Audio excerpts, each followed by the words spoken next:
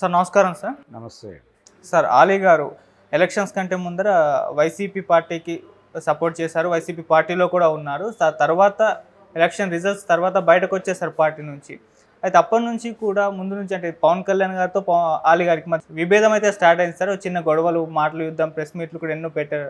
అయితే ఇప్పుడు లేటెస్ట్గా ఆలీ గారు పవన్ కళ్యాణ్ గారికి దగ్గర అయ్యే ఒక ప్రయత్నం చేస్తున్నట్టుగా తెలుస్తుంది సార్. నిన్న ఈవెంట్లో ఒక ఎర్ర కండవ పట్టుకొని దీని ప్రత్యేకత ఏంటో అందరికీ తెలిసి అని పవన్ కళ్యాణ్ గారు అభిమానులు చూపిస్తూ ఆయన చేసిన కామెంట్ చూస్తే ఎలాగోలా పవన్ కళ్యాణ్కి దగ్గర అవ్వాలి అన్న ప్రయత్నం అయితే ఆయన చేస్తున్నట్టు తెలుస్తుంది. మరి దగ్గరే అవకాశాలు కనిపిస్తున్నాయా? పవన్ కళ్యాణ్ ఫ్యాన్స్ ఆయన్ని యాక్సెప్ట్ చేసే అవకాశం ఉందా? మీరేం చెప్తారు సార్? ఓజీలో నటిస్తున్నాను నేను అని కూడా చెప్పాడు కదా ఆయన.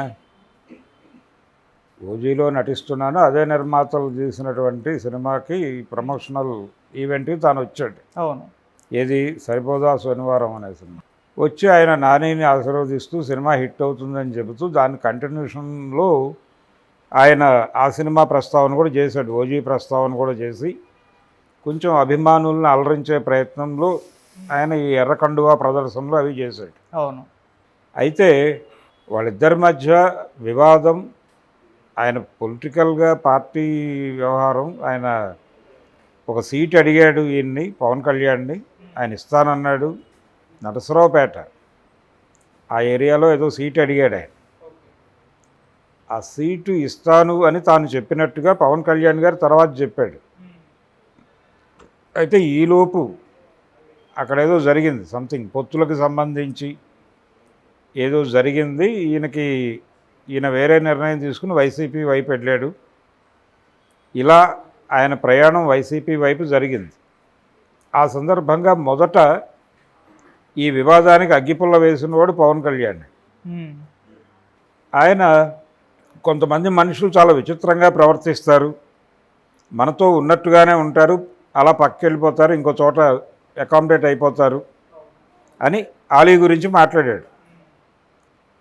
మనం వాళ్ళకు చాలా సహకారాలు చేస్తాము, అవన్నీ తీసుకుంటారు, మళ్ళీ ఇలా చేస్తారు అని కూడా అన్నాడు ఆయన. దానికి ఈయన ఒక వీడియో చేసి, నా జీవితం మీరు వచ్చే నాటికే నేను సినిమాల్లో నాకంటూ ఒక చోటు సంపాదించుకుని ఉన్నాను, కాబట్టి మీరు నాకు సహకరించింది ఎక్కడ, నా ఎదుగుదలకు దోహదపడింది ఎక్కడ, నేను వచ్చింది ఎప్పుడు, మీరు వచ్చింది ఎప్పుడు అని ఒక కంపారిటివ్ స్టడీ చేసి దాని ఆధారంగా ఆయన ఒక వీడియో చేసి, నేను నా కష్టంతో నేను ఎదిగాను, నా తిప్పలేవో నేను పడ్డాను, మీరు చెప్పిన పొలిటికల్ వ్యవహారం కూడా నాకు అక్కడ సఫకేషన్గా అనిపించి దారి మార్చాను, అక్కడ నాకు గాలి ఆడలేదు, ఆడకపోవడానికి కారణాలు ఏమిటో మీకు తెలుసు, అది మీరు బయటకు మాట్లాడలేకపోవచ్చు, అది మీ సమస్య, దాన్ని ఎందుకు మీరు ఇష్యూ చేస్తున్నారు, నా గురించి మాట్లాడాల్సిన అవసరం ఏమిటి అని మాట్లాడాడు. ఆ ఆర్గ్యుమెంట్లో తప్పేం లేదు. అలీ కాదు వాంటెడ్గా ఈ వివాదాన్ని రెచ్చగొట్టినవాడు పవన్ కళ్యాణ్, ఎజెండాలోకి తీసుకొచ్చినవాడు పవన్ కళ్యాణ్. ఇప్పుడు పవన్ కళ్యాణ్ అభిమానులు ఆలీని యాక్సెప్ట్ చేస్తారా లేదా అంటే చేయట్లేదు అనేది ఫ్యాక్ట్. ఆయన వైఎస్ఆర్సీపీలో చేరటం మాత్రమే కాదు, ఆ సందర్భంగా కొన్ని మాటలు మాట్లాడాల్సి వచ్చింది, మాట్లాడాడు. అవతల పార్టీ అంటే ఒక పార్టీలో ఉన్నవాడికి అవతల పార్టీ వాడు ప్రతిపక్షమే కాబట్టి యుద్ధమే ఉంటుంది. అక్కడ యుద్ధం చేయకపోతే ఏం జరుగుతుందో అందరికీ తెలుసు. చిరంజీవి గారు ప్రజారాజ్యం పార్టీ పెట్టినప్పుడు ఆయన సీరియస్ క్రిటిసిజం పెట్టలేదు ఎవరి మీద, చంద్రబాబు మీద పెట్టలేదు, వైఎస్ రాజశేఖర రెడ్డి మీద పెట్టలేదు. ఇద్దరు వాళ్ళ పద్ధతుల్లో వాళ్ళు బాగానే చేశారు అంటూ ఇంకొంచెం బెటర్మెంట్ కోసం నేను వచ్చాను అన్నాడు ఆయన. అది నడవలేదు. అంటే అందరి వాడిగా తనని తాను ప్రొజెక్ట్ చేసుకోవడం అనేది వదిలేసి యుద్ధం చేయాలి. ఆ యుద్ధం చేయకపోవడం అనేది కొంత ఇబ్బంది పెట్టింది ఆయన. తర్వాత నెమ్మదిగా ఆయన ట్రాక్ ఎక్కాడు, కానీ అప్పటికే జరగాల్సిన విధ్వంసం జరిగిపోయింది. పవన్ కళ్యాణ్ కొంత గ్యాప్ను ఫిల్ చేశాడు ఆ రోజున, పంచెలు ఊడదీసి పరిగెట్టిస్తానని. అది చాలా పవర్ ఇచ్చింది ఆ పార్టీకి. ఇలా ఎన్టీఆర్లో ఉన్నటువంటి ఎన్టీఆర్ అచీవ్మెంట్ వెనకాల ఆయన అగ్రెసివ్గా శత్రువుని ఐడెంటిఫై చేసి అగ్రెసివ్గా అటాక్ చేశాడు. అది జనాలకు నమ్మకం కలిగించింది. అది ఎవరైనా చేయాల్సిన పనే. అలా పవన్ కళ్యాణ్ జనసేన నాయకుడు, ఆలీ వైఎస్ఆర్సీపీలో ఒక ప్రామినెంట్ మెంబరు, అనివార్యంగా విమర్శలు చేయాల్సి ఉంటుంది ఈయన తీసుకునే నిర్ణయాల మీద. అదే చేశాడు ఆయన, అదే చేశాడు. ఇది పర్సనల్ కాదు, పొలిటికల్ అని ప్రతి సందర్భంలోనూ అక్నాలెడ్జ్ చేసే ప్రయత్నమే చేశాడు. ఇప్పుడు ఆయనకి ఆ పార్టీ నుంచి దక్కింది కూడా ఏమీ లేదు, వైఎస్ఆర్సీపీ నుంచి కూడా. సో ఫైనల్గా ఆయన ఈ రాజకీయాలు వద్దు అని బయటకు వచ్చేస్తున్నాను అని చెప్పి తనే ఒక మళ్ళీ వీడియో చేసుకున్నాడు.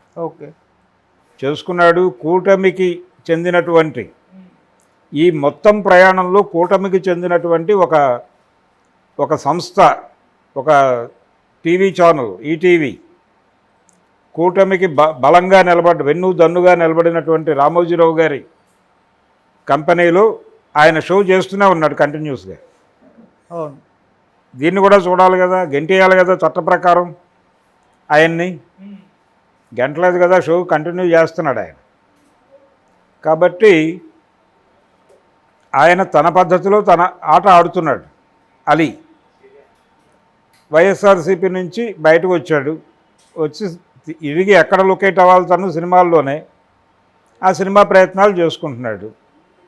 అందులో భాగంగా తన మీద వ్యతిరేకత ఉంది మెగా అభిమానుల్లో అని తెలుసు అతనికి. అందుకని పవన్ కళ్యాణ్ని మోసే ప్రయత్నం చేస్తున్నాడు వాంటెడ్గానే. భట్రాజు పాత్ర వేసాడు, దాన్ని వ్యతిరేకిస్తున్నారు పవన్ అభిమానులు. అలీ అంటే అవకాశవాది అని వాళ్ళు కింద అతను మాట్లాడిన వీడియో కిందే కామెంట్స్ పెడుతున్నారు.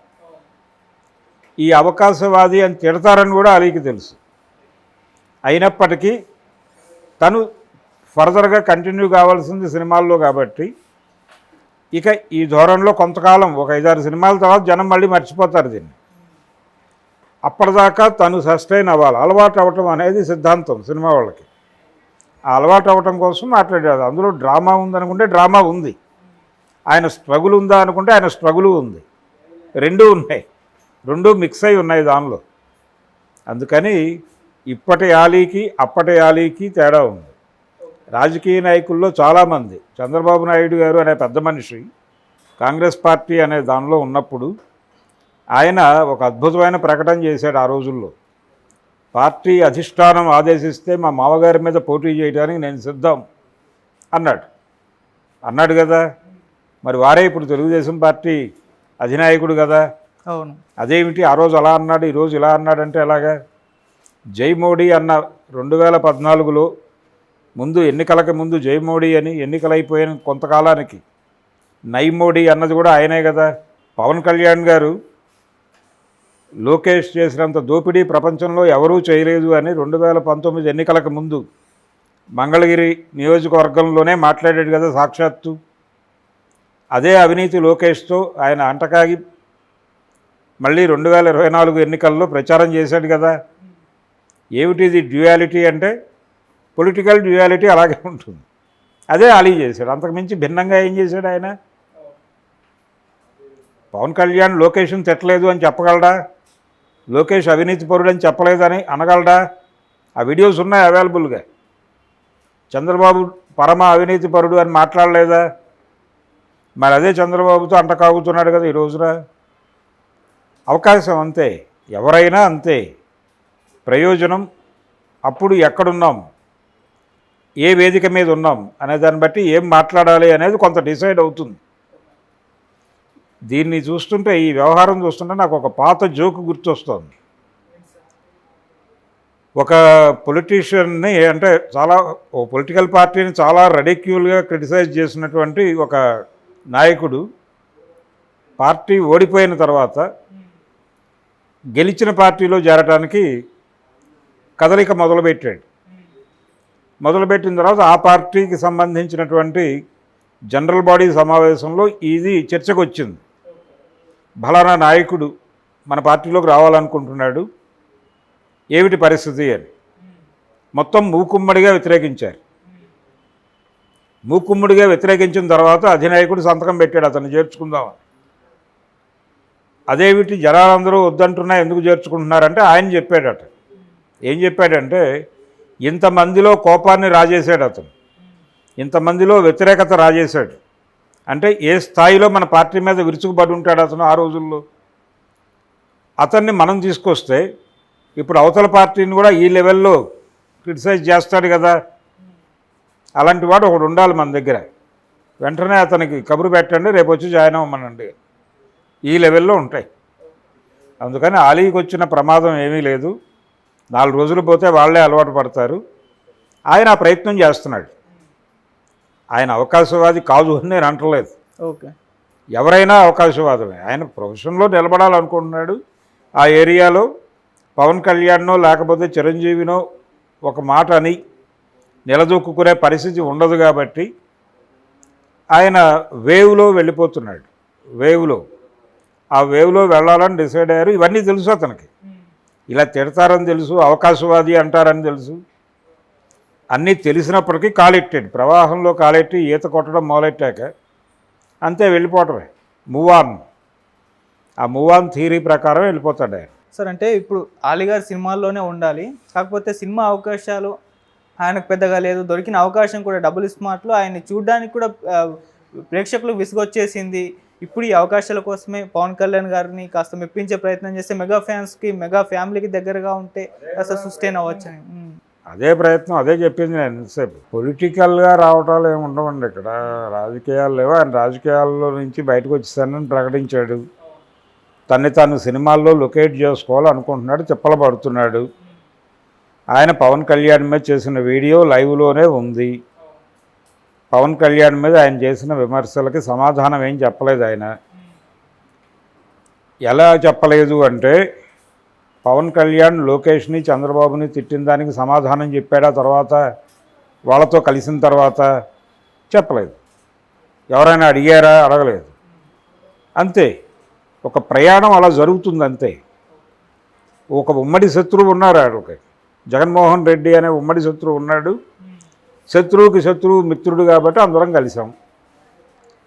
3 పార్టీలు కలిసి కూటమి అన్నారు. ఇంకొక డమ్మీ కూటమిని కూడా ఏర్పాటు చేశారు కాంగ్రెస్ కమ్యూనిస్టులతో కలిపి. There ends the matter. యుద్ధం గెలిచాడు ఆయన.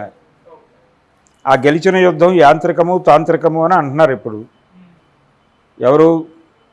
చాలామంది నిపుణులు స్పష్టంగా చెప్పేశారు. 12.5% ఓట్లు అదనంగా కౌంట్ చేశారు అని. దేశవ్యాప్తంగా కూడా జరిగింది ఇదే చెప్తున్నారు. సో ఈ గొడవలన్నీ ఉన్నాయి. కానీ అలీ తాను సినిమాల్లో లొకేట్ చేసుకోవాలనుకుంటున్నాడు. ఆ ప్రయత్నానికి సహకరించమని అడుగుతున్నాడు. సహకరిస్తారు. పవన్ కళ్యాణ్ నువ్వు చెప్పకుండా ఓజీలో చేయడు కదా. రెండోది, అతను డబుల్ స్మార్ట్లో మెప్పించలేకపోవడానికి కారణం అతని అసమర్థత కాదు.